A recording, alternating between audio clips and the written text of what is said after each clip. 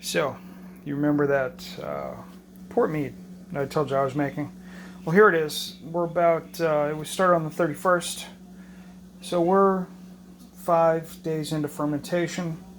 We're supposed to take a gravity reading and degas it every day for the first week. Now, degassing removes any carbon dioxide that's stuck inside the wine, or the mead in this case. What that does is if you get rid of that, it allows the wine to settle into that nice smooth texture that you're normally going to get, rather than feeling like it's carbonated and fizzy. So anyways, this is what happens. Now I've got my big paddle here.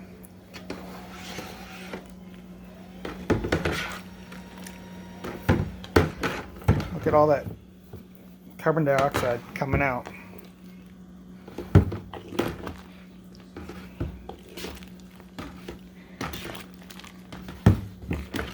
And all we're doing is we're just degassing. Got to be careful. You don't want to overflow the bucket, which can easily happen if you're not careful. Again, this is a 6-gallon pail. It's 6 gallons to here, so I'm literally right up at the 6-gallon mark. The thought is, by the time we reach final fermentation, or it's ready for bulk aging, we won't need to worry about losing too much. A lot of times when you start off at a 5-gallon mark, you'll lose maybe upwards of a gallon by the time you're finished, so you end up with a 4-gallon product. So we're going to get a little closer. You can kind of hear it.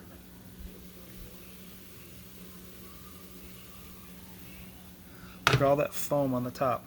You know, my brother Mark mentioned that it's kind of like the foam on top of jam when you're making jam. A little bit different. Although this recipe actually says to use the leftover fruit once it's racked off, and to make jam out of it. I'm debating whether I want to make like an ice cream topping or something like that out of it. So in this right now, there's tart cherries and bananas. Now, we still have to add in some fresh frozen cherries that we picked at one of our local orchards here in Connecticut. We'll also add in blackberries. So it'll be a really nice, rich mead. Again, this is a Chilean port wine concentrate we use as a base, with the berries and a Y yeast 4946 yeast, which is pretty hardy. The starting gravity on this was 1.160. A lot of the meads that we've looked at, like the trad that we did together, the starting gravity is 1.10, not 60. It doesn't sound like a lot, but it is huge. It is a just enormous type of deal.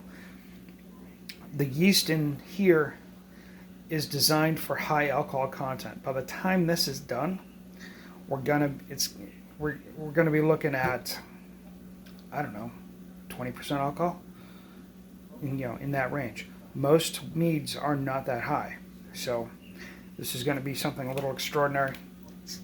We're doing this now, but it literally won't be good to drink for another 1.5 years once we're done with the ferment.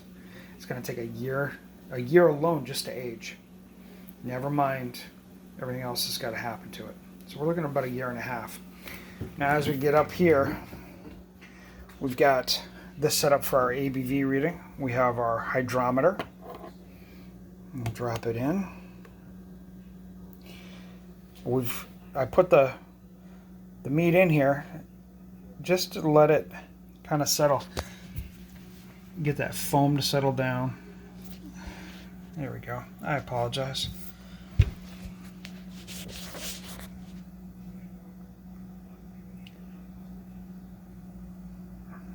Now that foam is still kind of up there.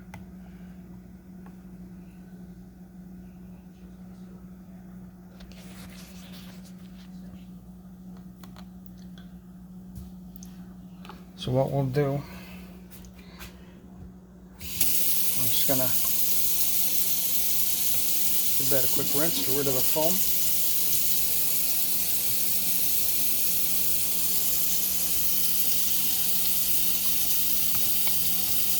Again, this is just to get rid of the foam. That's all I'm doing.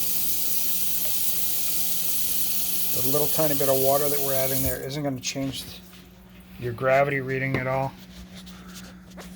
So we're looking at that.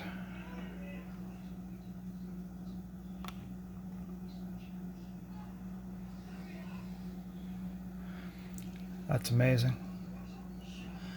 I am stunned that that has come that far in not even a week.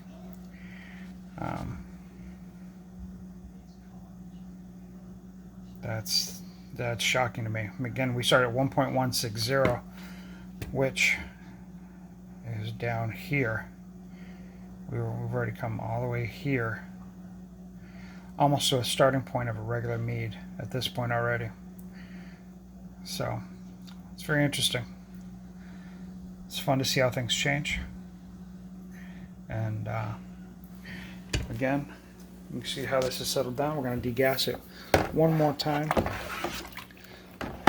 Get all that out there. Rather than normal CO valve on it, we're using a blow-off tube, just in case this thing goes. It's got such a high sugar content that it's just easier. You can see this isn't foaming up the way it did before, which means we got rid of a lot of that carbon dioxide, which is what we want. We don't want it in there. It has nothing to do with a good quality mead, unless you want it carbonated and then carbonate at the end. Okay? So that's pretty good. Okay? All right, folks. I'll talk to you later. I got to go wash some herbs and get them ready for freezing, and maybe we'll talk to you then, okay?